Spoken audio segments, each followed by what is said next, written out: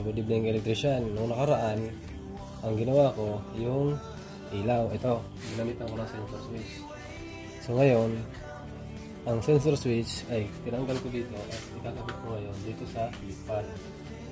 Clip pan kasi, bakit? Kadalasan kasi pag pag may ginagawa tayo, may ginagawa tayo, siyempre mainit. Electric fan. Tapos, siyempre, hindi rin natin mapansin na nagsaksak tayo ng electric fan. So, ngayon, nababaliwala natin. Nakakalimutan natin.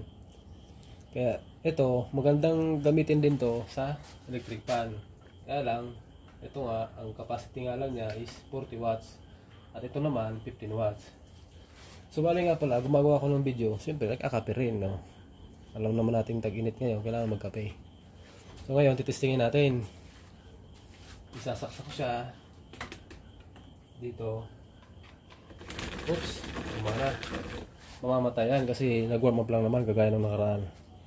Ito ngayon siya. Yun. Tapos ngayon, iiwanan ko siya. Aalis ako dito, titignan natin kung ilang oras ulit siya mamamatay.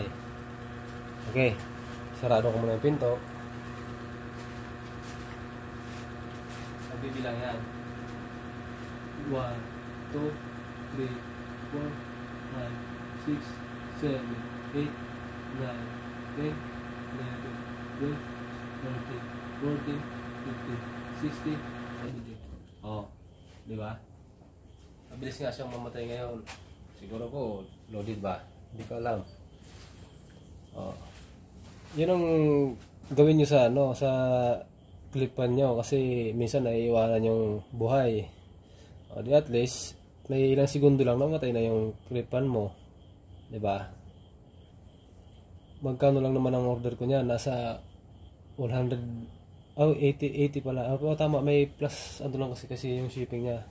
So testingin na rin natin, baka nagkaano na. Oops, baliktad. Ayan.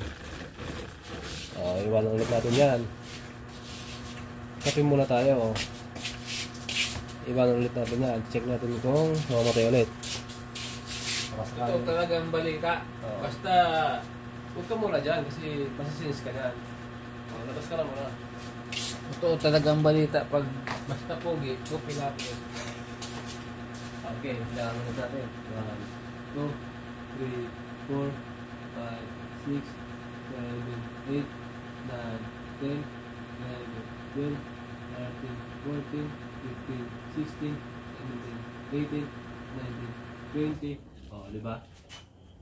Kasi mas maganda to gamitin sa electric fan, ceiling fan, gantong clip fan. Kaya lang 40 watts nga lang ang capacity niya. Oh, excited, nag-reverse tuloy. Tama na. Patayin ko na at medyo humahaba na. Good night everyone.